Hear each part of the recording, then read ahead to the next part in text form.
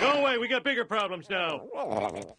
Patch 5.4 has finally dropped, and there is a fair share to discuss today. For the most part it looks eye-catching, but I don't think it's anything out of the ordinary. I will get out of the way the Unholy Host nerf first. Everyone saw that coming, I already discussed it before. It is what it is, and we now gotta live with this more gimped version, of which many people are thankful for. But in all honesty, because it was this predictable, it ended up being overshadowed by pretty much everything else, honestly. We now have a much better designed chat room, where it displays the avatar you're carrying as well as your level. It may be a little more difficult to read because the text is smaller, but it's not too much of a compromise. You may have also noticed that you can actually now equip these new icon thingies. These just replace the fighter avatar in case you get bored of them. I'm just comfortable with the Lovecrafted one. If you've been playing the game these last 2 days, you may have noticed there was a pretty notorious Black Dahlia icon among them. Well, that's in order to promote 2 things. First off, 2 new variants out of 6 incoming ones, and many more to come out in the future. For the time being, we have Red Rider and Blue Streak.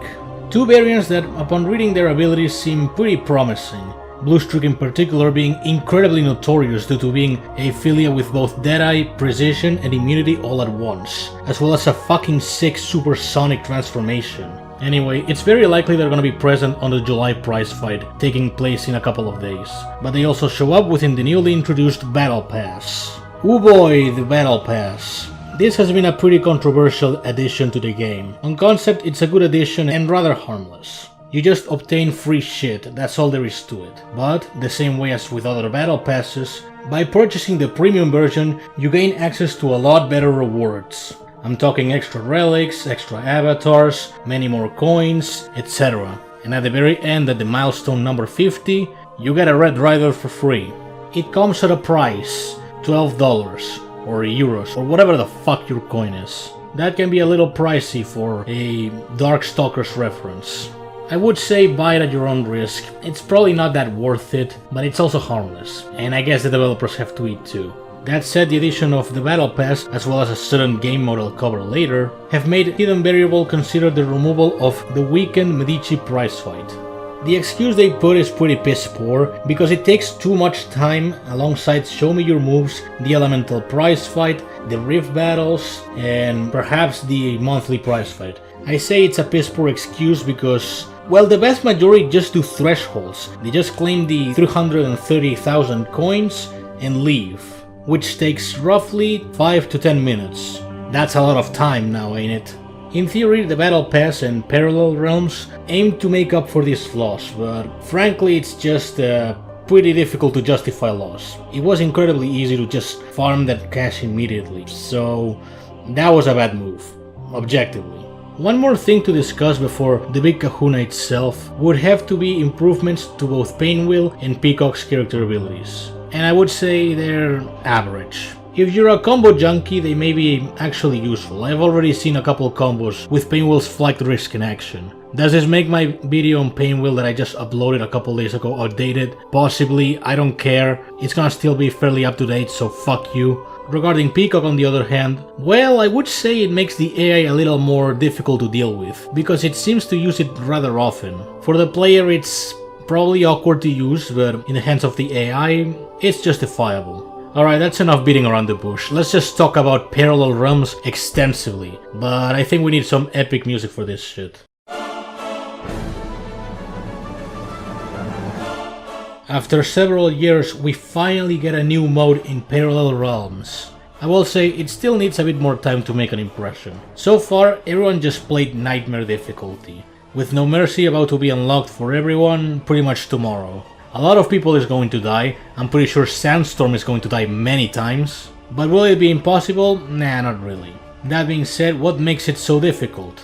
Simply put, on Nightmare and No Mercy, there's gonna be modifiers of upwards 1,000 bonus attack and health. Well, yeah, it sounds like a lot for sure, but it ultimately is on the hands of a damage sponge with very little stat investment. So even if it's powerful, it's only at a surface level, and that's talking from experience. No, there's a couple intricacies that make Parallel Realms a little more interesting. Health percentages are maintained through battles. If you enter a fight with full health and leave with 67, the next fight you start is gonna be at 67. And if you were to lose the variant, then it's gonna remain dead, unless you find a specific node that allows you to revive it, if you want to do so in the first place. See, the cool thing about Parallel Realms is that it allows you full freedom to choose which pathway you want.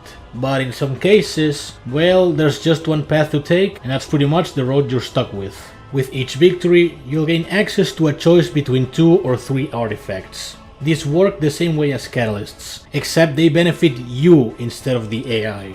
Some of these are really useless, like Rusty Manacles inflicting immobilize on the opponent.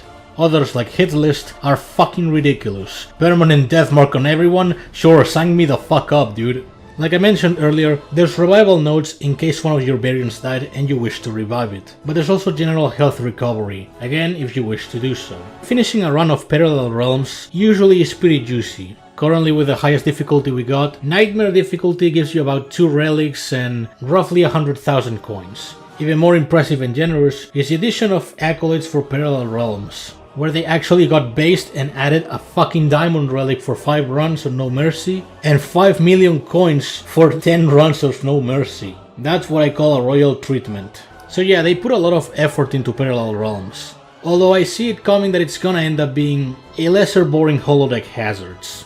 Not necessarily worse because it's a lot more interesting. For one, variants now carry marquees and prestiges, so you gotta watch out for pain wheels here. But outside of that, it's pretty likely to be holodeck Hazards but with more flair. And that's all there is to it to 5.4. Except no, it's not, there's also the mail expiration dates. I don't hoard my mail, I'm not one of those people, I don't care. Ha llegado el jodido Cristo Redentor. Ya está, de un tiro. Como si nada, ¿sabes?